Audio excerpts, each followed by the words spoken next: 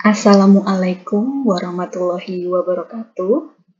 Berjumpa lagi pada praktikum kita yang keempat, yaitu mengenai bentuk lahan asal vulkanik. Nah, pada praktikum keempat ini, kita akan mempelajari tentang definisi dan istilah-istilah tentang vulkanisme. Lalu ada bentuk lahan vulkanik yang terdiri dari ekstrusi dan intrusi. Lalu proses terjadinya aktivitas vulkanisme. Lalu ada jenis-jenis gunung api. Dan yang terakhir ada jenis-jenis erupsi dan tipe gunung api. Lalu sebelum kita melangkah lebih jauh mengenai apa saja tentang bentuk lahan vulkanisme, kalian wajib tahu nih, istilah-istilah apa saja yang digunakan dalam vulkanisme. Nah, di sini ada beberapa contoh tentang istilah-istilah vulkanisme. Yang pertama ada vulkanologi, ada kawah, ada magma, ada lava, eflata, lahar, kubah lava, dan dapur magma. Perlu kalian ketahui bahwa yang dicantumkan di sini merupakan beberapa saja dari istilah-istilah dalam vulkanisme. Kalian bisa mencari tahu lebih dalam dengan belajar sendiri atau mencari referensi dari internet. Lalu, apa sih sebenarnya bentuk lahan asal vulkanik itu? Bentuk lahan asal vulkanik adalah bentuk lahan yang pembentukannya dikontrol oleh proses vulkanisme, yaitu proses keluarnya magma dari dalam bumi. Nah, vulkanisme sendiri ternyata dibagi menjadi dua, yaitu intrusi dan ekstrusi. Intrusi sendiri merupakan peristiwa menyusupnya magma di antara lapisan batuan, tetapi tidak sampai ke permukaan bumi. Kalian bisa lihat pada gambar di sebelah kiri, ini merupakan magma yang tidak keluar dari permukaan bumi.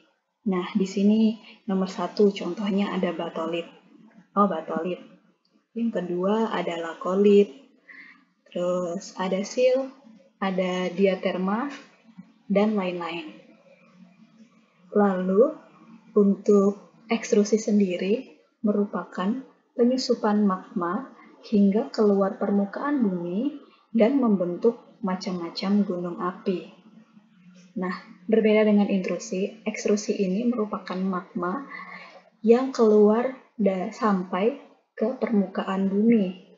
Di sini contohnya ada lelehan lava. Nah, nanti dari lelehan lava ini biasanya akan membentuk lahan baru.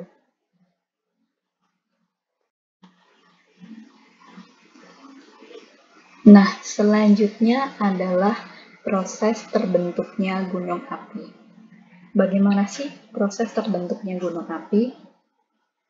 Proses terbentuknya gunung api ternyata tidak jauh dari adanya pergejolakan magma yang ada di dalam bumi sehingga akan menggerakkan lempeng-lempeng tektonik yang berada di atasnya.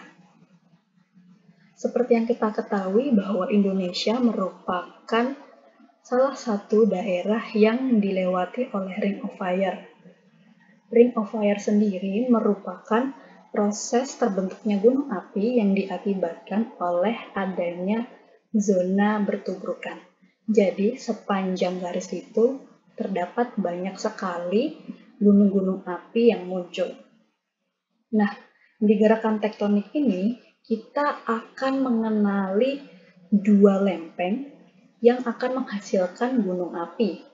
Yang pertama, itu ada lempeng samudra, atau lempeng yang berada di lautan dan juga lempeng benua yang berada di daratan. Lalu, untuk proses terbentuknya gunung api sendiri dibagi menjadi 3. Yang pertama ada zona divergen, zona konvergen, dan zona tengah. Nah, di zona divergen ini, atau yang kita istilah gampangnya adalah menjauh lah ya, lempengnya ini menjauh, merupakan zona gunung api yang muncul di jalur rekahan antara lempeng kerak bumi. Jadi kita bisa lihat di dalam gambar bahwasannya ini merupakan magma dan ini merupakan lempeng. Jadi, dengan adanya kekuatan gerakan tektonik zona divergen, maka kedua lempeng ini akan menjauh, sehingga magma yang berada di bawahnya akan muncul ke atas dan membentuk suatu gunung baru. Nah, ternyata di zona divergen ini bisa terjadi antara lempeng benua dan lempeng benua. Ini contohnya. Di lempeng benua ini akan terbentuk suatu lembah yang besar. Dan sedangkan jika zona divergen ini terjadi di antara lempeng samudra dengan lempeng samudra, maka akan terbentuk suatu pulau baru atau bisa jadi terbentuknya gunung di dasar laut. Lalu yang kedua ada zona konvergen, yaitu zona bertubrukan. Di zona konvergen ini, salah satu lempeng akan masuk ke dalam, seperti di gambar ya. Nah, pada zona konvergen ini, jika terjadi antara lempeng samudra dengan lempeng samudra, akan membentuk suatu palung laut yang sangat dalam. Sedangkan untuk di daratannya sendiri akan membentuk suatu barisan gunung. Dan yang terakhir ada zona tengah. Di zona tengah ini, magma akan sedikit-sedikit muncul di tengah lempeng kerak bumi, sehingga kerak bumi tipis dan magma itu naik, ditembus gitu, dan akhirnya sampai ke permukaan.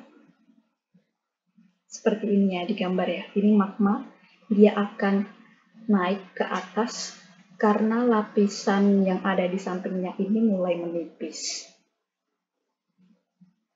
Setelah kita mempelajari bagaimana proses terjadinya gunung api, di sini kita akan mengetahui apa saja sih jenis-jenis gunung api.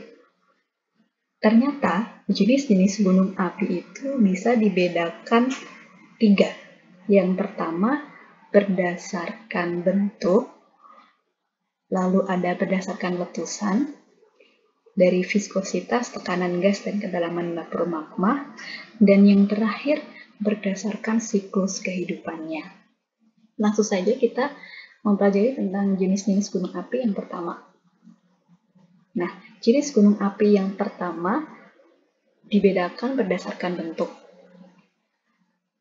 Gunung api berdasarkan bentuk dibedakan menjadi 5. Yang pertama ada strato, ada kaldera, ada kawah atau mar, ada kubah, dom, dan gunung api perisai dan silt atau silt.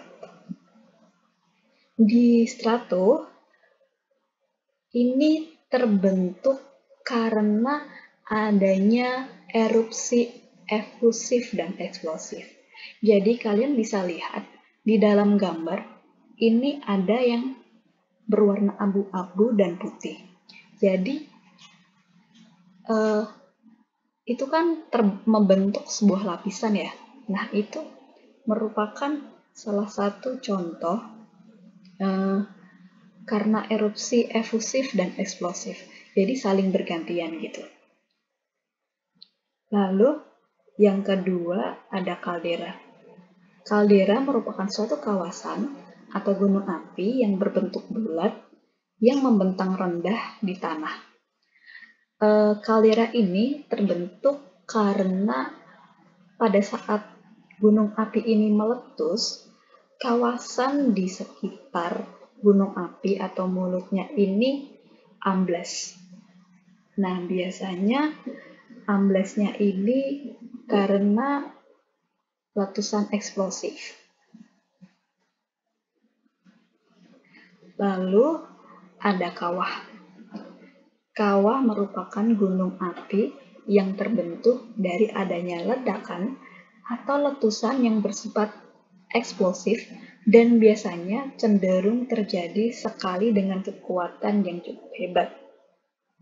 Berbeda dengan kaldera yang tanahnya amblas ke bawah karena adanya tekanan eksplosif, di kawah ini merupakan deril asli. Ketika gunung api itu meletus, bagian yang berada di atasnya itu hilang, ikut terbawa dalam letusan eksplosif tersebut. Lalu yang keempat ada kubah dom. Kubah dom terbentuk akibat letusan yang encer. Jadi magma itu dia sifatnya encer dan akhirnya menyebar ke samping kanan kiri mulut gunung. Nah, ciri khas dari kubah dom ini merupakan mulut dari gunung ini itu tersumbat. Berbeda dengan gunung api perisai yang mulutnya ini terbuka.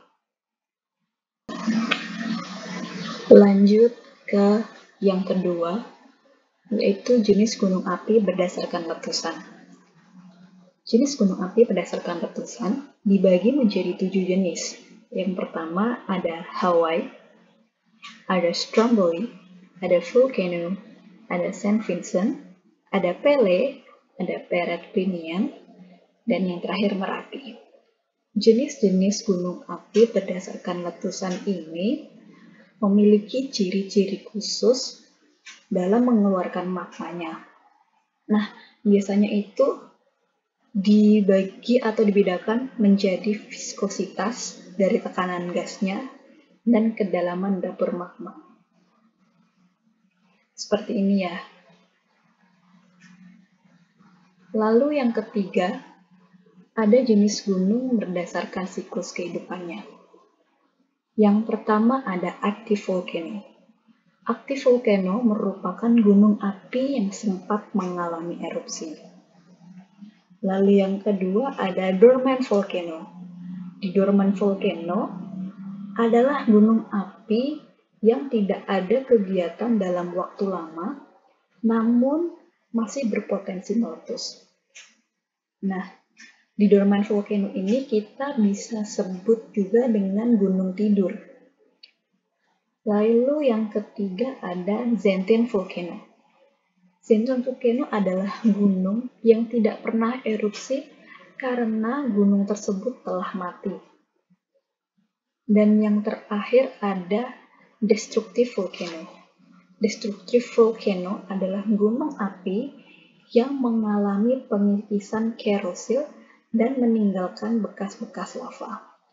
Jadi, di destructive volcano ini adalah salah satu contoh gunung yang awalnya itu merupakan gunung api aktif, lalu mati, dan akhirnya meninggalkan sebuah bekas-bekas lava yang terkikis oleh kerosil. Seperti itu. Nah, kita kan tadi sudah mempelajari tentang jenis-jenis gunung api. Sekarang kita mempelajari jenis-jenis erupsi gunung api. Jenis-jenis erupsi gunung api dibedakan menjadi 3 pula. Yang pertama berdasarkan erupsi magma, lalu berdasarkan tempat proses terjadinya dan bentuk lubang erupsi, dan yang ketiga berdasarkan kekuatan dan kandungan mineralnya. Oke, yang pertama Ada berdasarkan erupsi magma. Di erupsi magma ini terdapat 4 letusan. Yang pertama ada letusan freatomagma. Letusan freatomagma adalah letusan yang terjadi akibat adanya kontak antara magma dan air di bawah permukaan atau formasi batuan yang mengandung air, sehingga menghasilkan sebuah abu dan material vulkanik halus. Lalu, yang kedua, ada letusan freatik. Letusan freatik ini hampir sama dengan freatomagma. Namun, erupsi freatik ini cenderung menghasilkan gas atau uap air. Nah, di letusan freatik ini, di dalam Jawa, itu biasa disebut dengan wedhus gembel. Lalu yang ketiga, ada letusan magma. Letusan magma ini disebabkan adanya tekanan gas di dalam perut bumi. Biasanya letusan magma ini keluar dalam bentuk cairan. Dan yang terakhir, ada letusan hidrotermal. Letusan hidrotermal ini merupakan letusan yang didorong oleh panas dalam sistem hidrotermal bumi. Erupsi hidrotermal ini biasanya sangat kecil dan jarang terjadi. Lalu, apa aja sih benda-benda yang biasa dikeluarkan gunung api ketika meletus? Nah, gunung api itu biasanya mengeluarkan 3 benda ini. Yang pertama ada cair, ada eflata, pirosklastik atau benda padat, dan yang ketiga ada gas atau ekshalasi. Nah, kalian di kanan ini bisa melihat ini adalah contoh-contoh gambar atau benda yang keluar dari gunung api. Kalau cair nih, cair itu bisa berbentuk dengan magma atau lahar.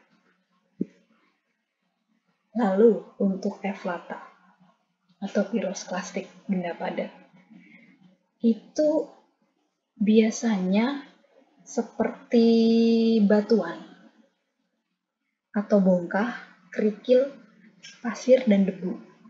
Nah, di dalam eflata ini biasanya dibagi menjadi 4 butiran, yaitu ada bom, itu bongkahan yang besar seperti ini, ada lapili, kerikil yang kecil-kecil, lebih kecil dari bom, lalu ada pasir yang butirannya lebih kecil dari lapili, dan yang terakhir ada abu vulkanis seperti ini. Dan yang terakhir ada gas.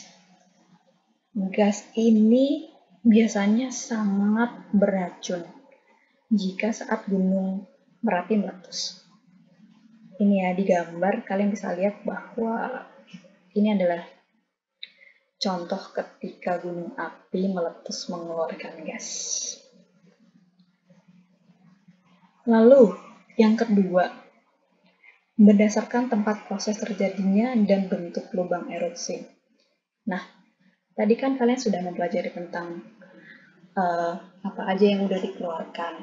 Sekarang kita harus tahu nih, ketika gunung api itu erupsi, itu tuh tempatnya ada di mana aja sih? Nah, untuk tempat proses terjadinya itu ada 4. Yang pertama ada erupsi linear, ada erupsi sentral, erupsi areal, dan erupsi campuran. Erupsi linear merupakan magma yang keluar melalui retakan, sehingga bentuknya memanjang. Lalu, erupsi sentral adalah magma yang keluar melalui lubang permukaan bumi dan biasanya akan membentuk suatu gunung api yang berdiri sendiri.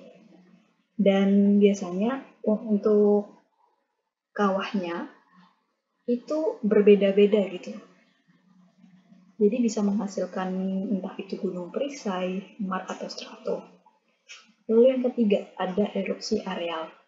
Erupsi areal merupakan magma yang meleleh pada permukaan bumi karena letak magma yang sangat dekat dan permukaan bumi, sehingga terbentuk kawah gunung berapi yang sangat luas.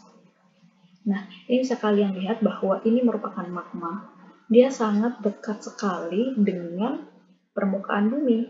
Jadi, permukaan bumi ini akan istilahnya meleleh dan menjadi erupsi yang sangat luas.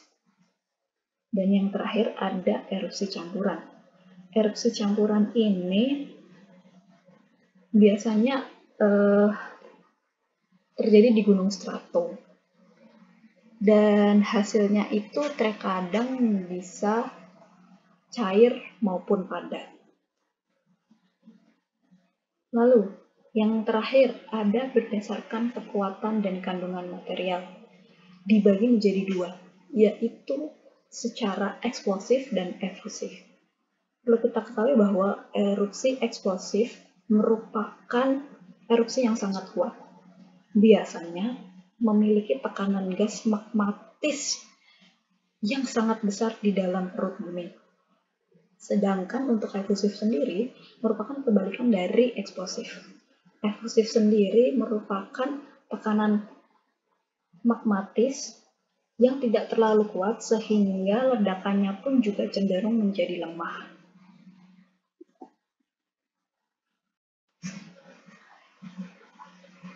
Lalu ada tipe-tipe gunung api. Nah, tipe-tipe gunung api di sini dibedakan menjadi 3. Yang pertama ada jenis A. Jenis A ini merupakan gunung api aktif yang pernah mengalami erupsi minimal 1 kali pada tahun 1600 atau setelahnya. Nah, di gunung api aktif ini, segala aktivitas mengenai kegunung apian masih bisa kita jumpai. Seperti contoh, kita masih bisa menemukan belerang, atau terkadang di gunung ini, dia itu sekali erupsi gitu, mengeluarkan sejenis asap atau magma yang bisa menjadi tanda-tanda bahwa gunung api tersebut masih aktif. Nah, salah satu contoh gunung api aktif hingga saat ini merupakan Gunung Merapi yang berada di DIY Yogyakarta. Lalu, yang kedua ada jenis B, yaitu gunung api pasif. Nah, di gunung jenis B ini merupakan gunung api yang tidak pernah mengalami erupsi pada tahun 1600 atau setelahnya, tapi masih memperlihatkan gejala gunung api aktif. Misalnya, gunung ini memang tidak pernah meletus, tetapi secara kehidupannya, dia itu seperti gas air panas atau belerangnya itu masih ada, namun dia tidak pernah meletus. Nah, salah satu contoh gunung jenis B ini adalah Gunung Patuha yang berada di Jawa Barat. Lalu yang ketiga ada jenis C, yaitu gunung api yang tidak memiliki catatan meletus. Nah, di jenis C ini, gunung tersebut tidak diketahui sejarah erupsinya dalam catatan manusia. Namun, gunung tersebut menunjukkan bukti-bukti adanya aktivitas erupsi di masa lalu. Misalnya, ada solvata, ada furomoral, dan kawah lubang yang mengeluarkan gas bercampur uap di sekitar kawah vulkanik. Jadi, gunung jenis C ini hanya meninggalkan sejenis bukti-bukti bahwa dia pernah meletus, namun tidak diketahui sejarah erupsinya itu dalam catatan manusia gitu. Namun dalam bukti fisiknya ada. Nah, jenis C ini contohnya ada di kawah Kamojang. Lalu, apa sih gejala-gejala ketika gunung api akan meletus? Gejala-gejala vulkanisme atau gunung meletus itu bisa dilihat dari luar perutnya, dari luar perut bumi atau dari kenampakan gunung tersebut dari luar, dan dari dalam perut bumi atau dari sumber magmanya. Nah, dari luar perut bumi ini itu bisa ditandai dengan terjadinya gempa bumi vulkanik, turunnya hewan-hewan yang sebelumnya berada di atas, lalu keluarnya asap atau awan panas dari mulut gunung yang intensitasnya sangat kecil, lalu suhu di sekitar gunung meningkat. Lalu bagaimana yang berada di dalam perut bumi? Nah, jika di dalam perut bumi, itu mengeluarkan tanda-tanda seperti dapur magma itu mengalami kegiatan yang sangat meningkat. Dan itu biasanya kayak masuk ke dalam lapisan-lapisan kulitnya. Jadi kayak akan lebih banyak terbentuk seperti sil, batolit, lakolit, seperti itu. Terjadi intrusi magma dan ekstrusi magma. Dan biasanya ketika gunung api itu akan meletus, badan gunung api tersebut itu biasanya cenderung mengalami pembengkakan atau mengembang dari ukuran yang awal sebelum terjadi gunung meletus. Nah, ketika gunung api tersebut sudah siap untuk meletus, maka semua akan dilontarkan dan akan dimuntahkan. Lalu, setelah meletus, maka apa aja yang biasa ditinggalkan dalam peninggalan, apa saja yang ditinggalkan gitu dalam gejala-gejala vulkanisme. Nah, biasanya ditinggalkan yaitu munculnya sumber-sumber gas seperti novet, solvatar, fumarol, terus ada perubahan iklim yang ditandai dengan penurunan suhu udara di atmosfer, lalu biasanya terbentuk kawah di sekitar gunung api. Ini terbentuknya kawah jika vulkanismenya itu eksplosif ya, jadi kekuatannya besar. Dan biasanya meninggalkan pasir batuan yang tersebar di sekitar gunung api. Nah, kita sudah membahas semua jenis gunung api, lalu bagaimana apa yang dilontarkan, apa yang dimuntahkan. Sekarang kita belajar tentang morfologi gunung api. Morfologi gunung api merupakan bentuk lahan yang ditinggalkan dari gunung api. Di sini kita bisa lihat bahwa bentuk lahan vulkanik ini sangat banyak, terdapat 25.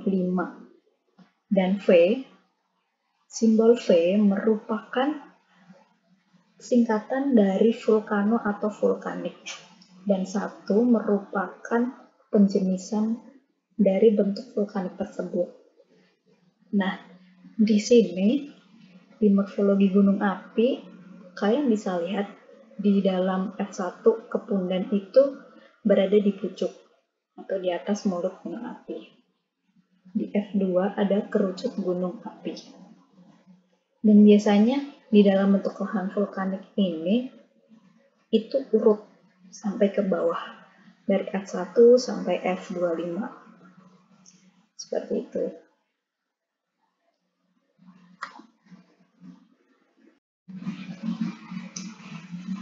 Nah, setelah kalian mengetahui semua jenis gunung api, erupsi gunung api, proses pembentukan gunung api, ya sekarang kita akan mulai praktikum bagaimana mengidentifikasi bentuk lahan asal vulkanik.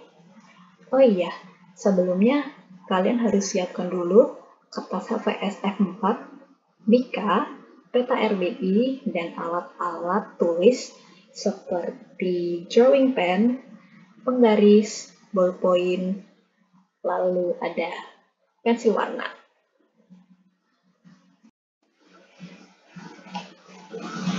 Di praktikum bentuk lahan vulkanis ini akan terdapat 2 praktikum.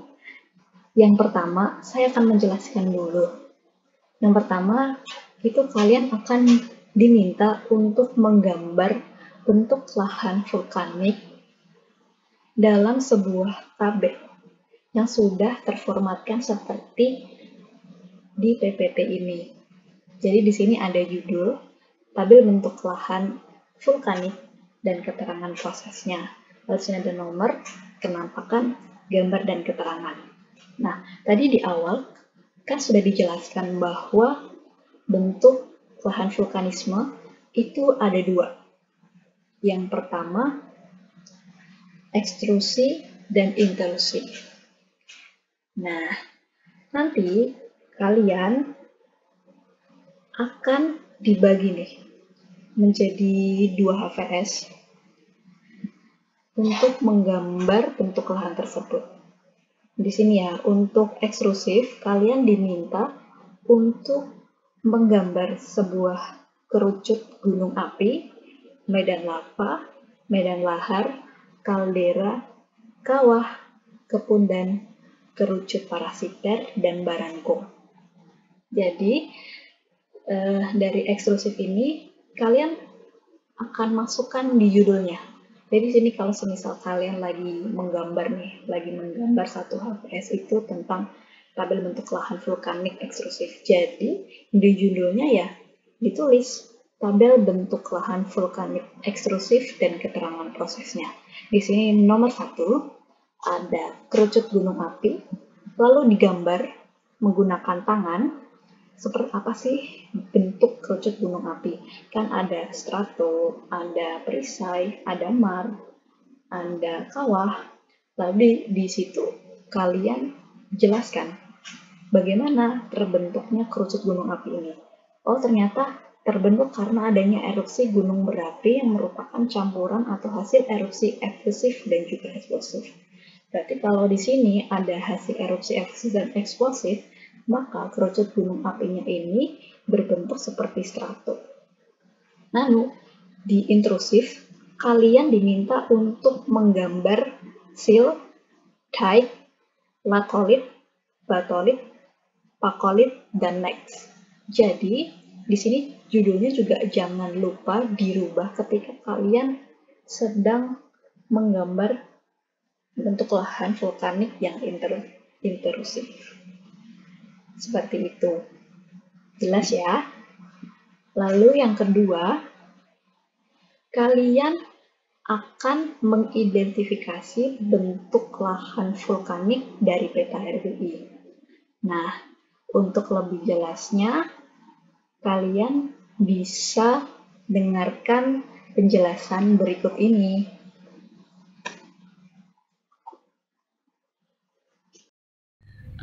Baik, kita akan langsung mulai praktikum saja.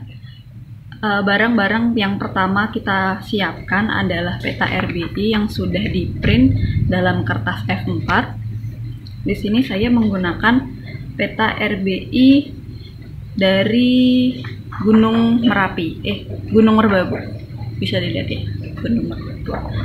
Nah, di sini tidak apa-apa jika kalian terpotong. Yang terpenting bentuk lahan dari asal vulkaniknya ini nampak terlihat. Lalu kita siapkan kertas mika. Ya, kertas mika. Nah, di kertas mika ini kalian diminta untuk membuat sebuah garis terlebih dahulu dengan ukuran kanan 2 cm,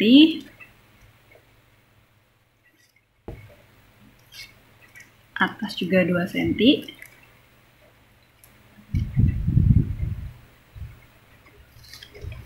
bawah 2 cm juga.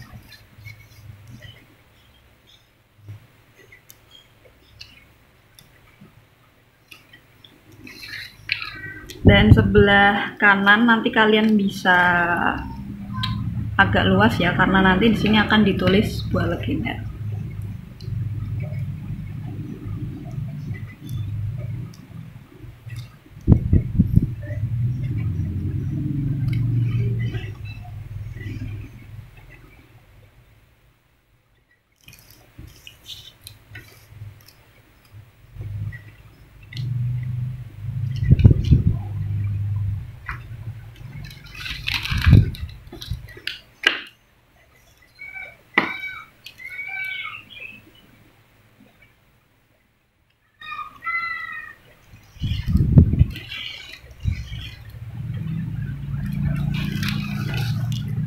Ini sisanya di sebelah kanan, kalian tarik garis saja.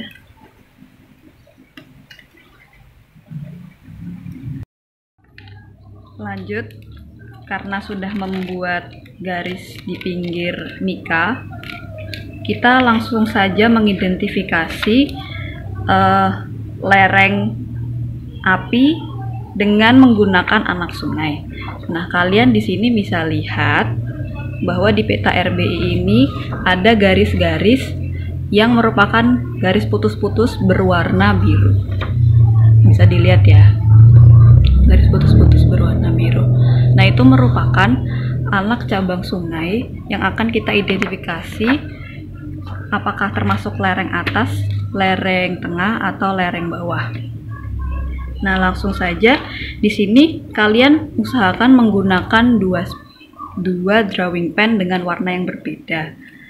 Karena anak sungai biasanya berwarna biru, maka kalian bisa menggunakan gambar anak sungai menggunakan drawing pen warna biru. Tapi di sini saya menggunakan warna hitam dan warna merah karena keterbatasan alat ya. Langsung saja kita ikuti pola sungainya.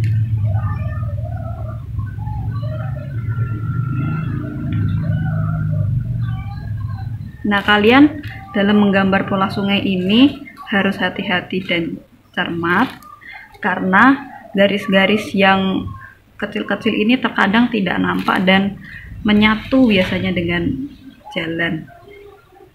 Seperti ini ya, contoh ya. Seperti ini contoh. Nah, kalian nanti bisa gambar seluruh yang ada di lereng atau sekitaran bentuk Gunung Merapi, gunung dari Merbabu ini. Langsung saja cepat. Di sini saya sudah menjiplak dari peta RBI Gunung Merbabu dan jadinya seperti ini. Nah, langsung saja kita identifikasi lereng atas, lereng tengah, atau lereng bawahnya. Nah, untuk membedakannya itu dengan cara melihat anak sungai. Jika cabang anak sungai semakin banyak, maka di situ ditandai lereng tersebut itu berada di bawah gitu. Jadi contoh saja, semisal ini kan anak sungainya kan yang pertama tunggal, lalu bisa bercabang dan semakin banyak ke bawah. Nah, cara mengidentifikasinya seperti ini. Kita ikuti saja titik-titik terluar dari anak sungai tersebut untuk diidentifikasi lerengnya seperti apa.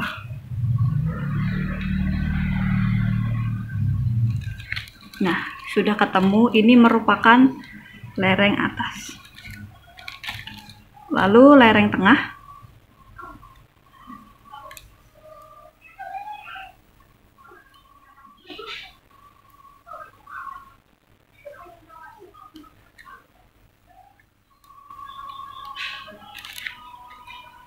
Kalian harus berhati-hati dan cermat karena anak sungainya ini sangat kompleks ya. Jadi kalian harus benar-benar teliti. Percabangannya harus benar-benar dilihat. Nah, sudah ketemu. Ini merupakan lereng tengah. Dan yang terakhir untuk lereng bawahnya, semakin banyak sungai berarti merupakan tanda dimulainya lereng tersebut adalah lereng bawah.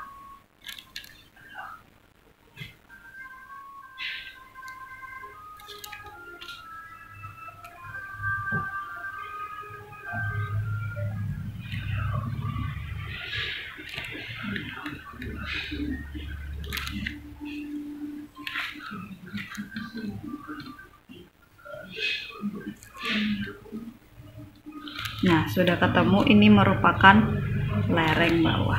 Lalu di sini setelah kalian identifikasi lereng atas, lereng tengah, dan lereng bawahnya menurut anak sungai, kalian jangan lupa untuk menulis legendanya.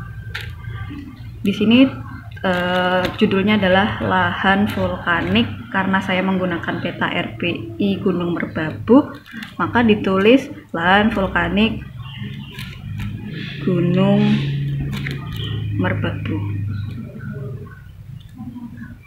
Jika kalian menggunakan peta RBI jenis Gunung Merapi atau gunung apa, kalian bisa tulis sesuai peta RBI-nya. Jangan lupa ditulis skalanya 1:25.000. Lalu untuk keterangannya di sini ada LA, lereng atas,